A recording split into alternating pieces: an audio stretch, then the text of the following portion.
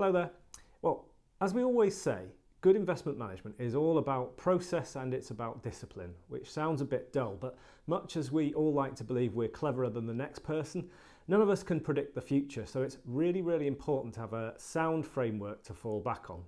And that's where our long-term investment assumptions comes in. So we publish this once a year. Our latest one was published in the autumn, and if you've not had a chance to read it, you can follow the link in the written version of the Pulse here. And some people might say this is a bit of a boring document, I couldn't possibly comment. But we think it's really, really important because what it does is it gives us that framework for making investment decisions and how we manage the portfolios over the long term. Because all the portfolios are designed to try and outperform inflation over the long term. They all have particular targets, and these are of course targets, not guaranteed, but for example the balanced portfolio, we would like over the long term to give you a return of somewhere in the region of inflation plus 5% per annum. Now obviously over the last couple of years that's not been possible with markets falling and with inflation spiking, but historically that is roughly what we've tended to see from a balanced portfolio over the long term. And that's what we're trying to achieve in the future. So what we do with the long-term investment assumptions is we look at various different asset classes and we look at all these different metrics that tended to, in the past, give us some idea of what returns would be. So for example, for equities, we'll look at things like price-earnings ratios. For bonds, we'll look at things like yields. And we can use all of these metrics and look at what has happened in the past, and that tells us, to some degree, what is likely for these asset classes in the future.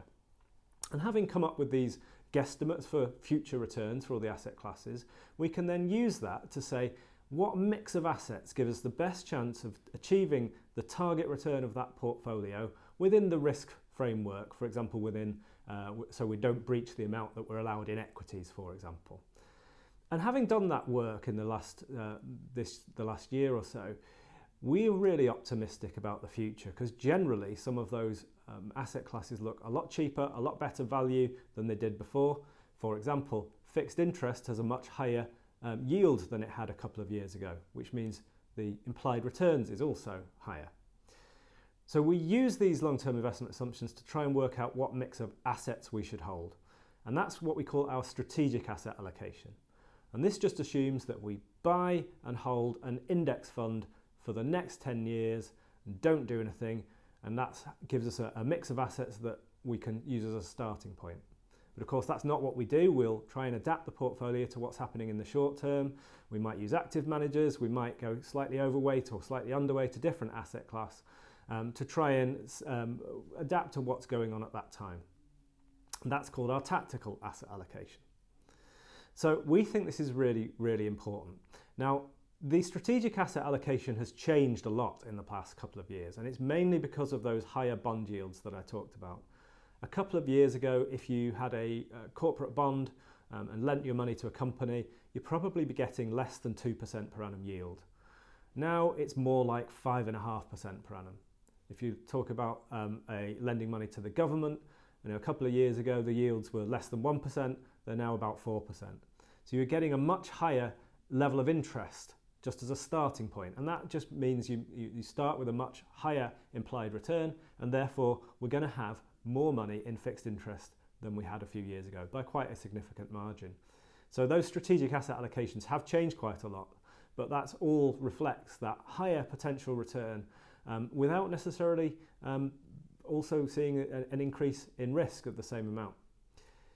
So we also do use active managers. I said that the strategic asset allocation was based on if we bought an index fund, but we do use active managers as well.